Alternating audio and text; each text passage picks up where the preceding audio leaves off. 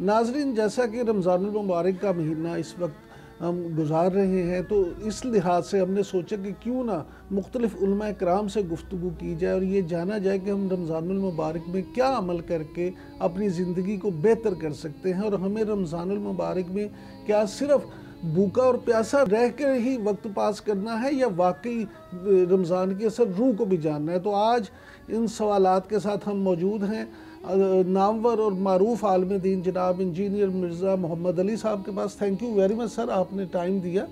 سر یہیں سے شروع کر لیتے ہیں کہ رمضان المبارک کی فضیلت کی ہمیشہ باتیں کی جاتی ہیں، لیکن ہم کس طرح سے اپنی زندگیوں میں کوئی تبدیلی لا سکتے ہیں؟ لا حول ولا قوة الا باللہ، اللہم صلی علی محمد وعلی آل محمد۔ عمران بھائی، آپ کو اور آپ کی پوری GNN کی ٹیم کو ہماری جیلم اکیڈمی میں ویلکم ہے۔ رمضان المبارک اللہ تعالیٰ نے سال کے بعد ایک ایسا ذریعہ رکھا ہے کہ ہم اوور ہالنگ کر سکتے ہیں روحانی طور پر اپنی۔ سورۃ البقرہ میں اللہ تعالیٰ نے ایک رکوع کے اندر رمضان المبارک کے سارے مسائل، اس کے فضائل بیان کر دیے، آیت نمبر 183 سے 188 تک۔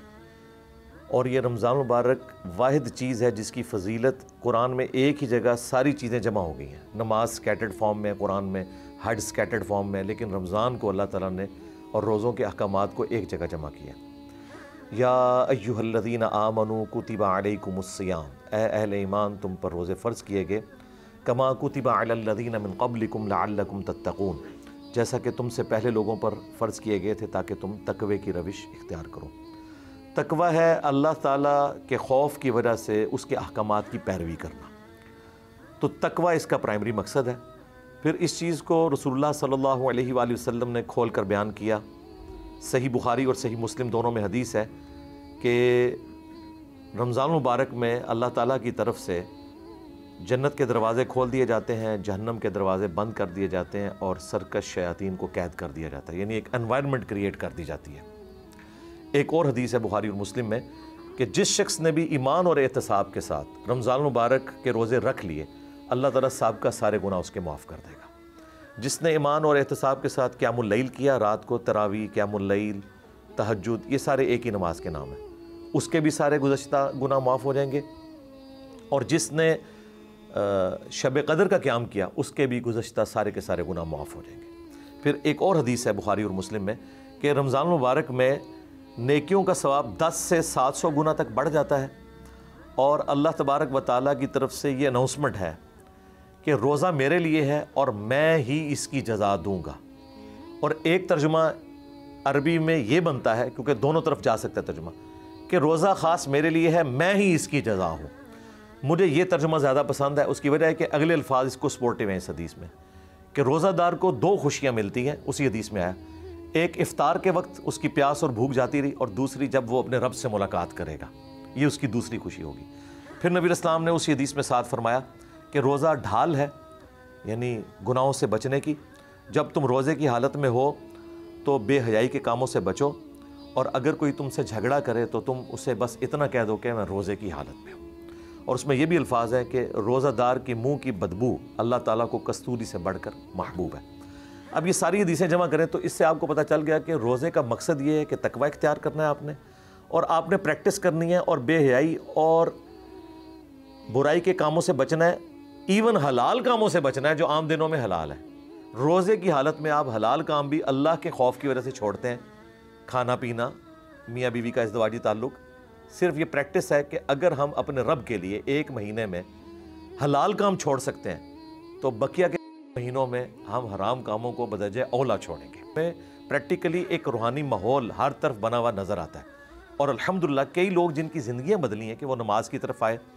تو بعض لوگوں کی زندگی میں کوئی ٹریجڈی ہوتی ہے، کوئی سڈن ڈیتھ ہوگی گھر میں، یا رمضان مبارک انہوں نے کوئی ایک ایسا گزارا ہوتا ہے، کبھی اعتکاف کر لیا، کبھی عمرے میں چلے گئے رمضان شریف میں، تو رمضان کی برکت سے ان کی بقیہ کی زندگی بھی اس طریقے سے گزرنا شروع ہو جاتی ہے۔ باقی اس میں ایک چیز کرولری کے طور پہ جڑی ہوئی ہے، بعض لوگ پوچھتے ہیں کہ اگر سرکش شیاطین قید کر دیے جاتے ہیں تو لوگ تو پھر بھی گناہ نہیں چھوڑتے۔ یہ ماحول پرووائڈ کیا جاتا ہے۔ سرکش شیاطین کا مطلب یہ نہیں کہ ہر شیطان ہی قید ہو گیا، ہمارے ساتھ جو شیطان اٹیچ ہے وہ قید نہیں ہوتا، وہ ماند پڑ جاتا ہے نیکیوں کے ماحول کی وجہ سے۔ یہ چند جو بڑے سرکش شیاطین ہیں ان کو قید کیا جاتا ہے، باقی ہمارا نفس تو ہمارے ساتھ لگا ہے۔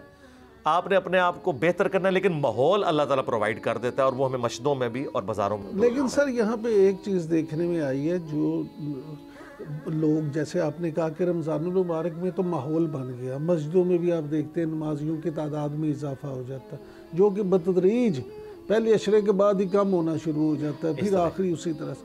لیکن رمضان المبارک میں ہم اپنے نفس کے ساتھ جو شیطان ہے اس پہ کنٹرول کر دیتے ہیں، لیکن مارکیٹوں میں اگر آپ دیکھیں تو ذخیرہ اندوزی اسی طرح سے ہو رہی ہوتی ہے، مہنگائی جو ہے مصنوعی وہ اسی طرح سے ہو رہی ہوتی ہے، اور جیسے ہی رمضان ختم ہوتا ہے شاید وہ شیطان نہیں چھوڑتا، ہم سب ہی چھوٹ جاتے ہیں، دوبارہ سارے وہ عمل شروع ہو جاتا ہے۔ آپ کی بات بالکل درست ہے، ہونا تو چاہیے کہ رمضان المبارک میں آپ نیکیوں کے کام کریں، یہاں تو الٹا گناہ کمانا شروع کر دیتے ہیں، عام دنوں میں جو قیمتیں ہیں ان سے بڑھا دیتے ہیں، اور ذخیرہ اندوزی کے ذریعے لوگوں کو تکلیف میں ڈالا جاتا ہے۔ تو اس طرح کی جو ساری چیزیں ہیں نا، ان کو کنٹرول کرنا ریاست کا کام ہے۔ انڈیویجول لیول پہ میں مانتا ہوں، لیکن اگر انڈیویجول لیول کے اوپر تقویٰ کافی ہوتا نا تو ریاستی قوانین نہ ہوتے۔ اسلام میں ظاہر ہے قوانین ہے کہ آپ نے چور کو سزا دینی ہے، ذخیرہ اندوز کے لیے سزا ہے، برائی کا ارتکاب کرنے والے کے لیے سزا ہے، فساد فی الارض کی یہ سزا ہے۔ وہ سزائیں اس لیے رکھی گئی ہیں کہ صرف خوف خدا کافی نہیں ہے، آپ نے اکاؤنٹیبلٹی بھی رکھنی ہے۔ باقی انڈیویجول لیول کے اوپر جو کوئی کر رہا ہے وہ تو اپنی جگہ مجرم ہے، ریاست کا بھی کام ہے کہ ایسے مجرمین کو پکڑے اور انہیں خوف خدا دلائے۔ اب ہمارے لیے ایک شرم کا مقام ہے کہ کرسمس کے موقع کے اوپر آپ یورپ امریکہ میں دیکھیں کہ چیزوں کی قیمتیں کتنی گر جاتی ہیں۔ وہ کیمرے مجھے یاد ہے کہ 2017 میں مجھے ایک دوست نے ویب کیم گفٹ کیا، اس زمانے میں ویب کیم بھی بڑی چیز تھی، تو لیپ ٹاپ پہ میں لگا کے اپنی ویڈیوز ریکارڈ کرتا تھا، تو اس نے کہا جی $5 کا مجھے ملا ہے۔ جب ہم نے یہاں پہ قیمت پتہ کی تو $50 تھی، تو میں نے کہا یار یہاں تو $50 سے کم کا نہیں مل رہا۔ انہوں نے کہا جی یہ ہم نے کرسمس کے موقع کے اوپر لیا ہے، اس موقع کے اوپر جو ہے وہ قیمتیں کم ہو جاتی ہیں، اندازہ کریں۔ تو مسلمانوں کو درس عبرت حاصل کرنا چاہیے، باقی ماحول اپنی جگہ موجود ہے، اور اس میں میرے خیال ہے ہمارے جو واعظین ہیں، علماء ہیں، جن کے پاس ممبر کی طاقت ہے، ان کا کام ہے کہ لوگوں کو بتائیں کہ صرف نمازوں پر زور نہ دیں، حقوق العباد کی بھی اتنی ہی اہمیت ہے جتنی حقوق اللہ کی، بلکہ حقوق العباد کی اہمیت زیادہ ہے، اس اعتبار سے کہ صحیح مسلم میں حدیث ہے کہ قیامت والے دن اللہ تعالیٰ کی بارگاہ میں ایک شخص پیش کیا جائے گا جس کی پہاڑوں کے برابر نماز، روزہ، حج، زکوٰۃ کی نیکیاں ہوں گی۔ نبی علیہ السلام نے گنوائی پہاڑوں کے برابر، لیکن اس حال میں آئے گا کہ دنیا میں کسی کو مارا، کسی کو پیٹا، کسی کا حق دبایا جو یہ ذخیرہ اندوزی کے ذریعے، کسی کا خون بہایا، کسی کو ذہنی ٹینشن دی، ایک ایک کر کے وہ اللہ کے حضور حاضر ہوں گے، یہ صحیح مسلم کے الفاظ ہیں، اور وہ اللہ تعالیٰ سے کہیں گے آج ہمیں بدلہ چاہیے۔ اللہ تعالیٰ فرمائے گا کہ آج کی کرنسی تو نیکیاں، لو اس کی نیکیاں، کرتے کرتے پہاڑ غائب، ابھی بھی کچھ لوگ باقی ہوں گے۔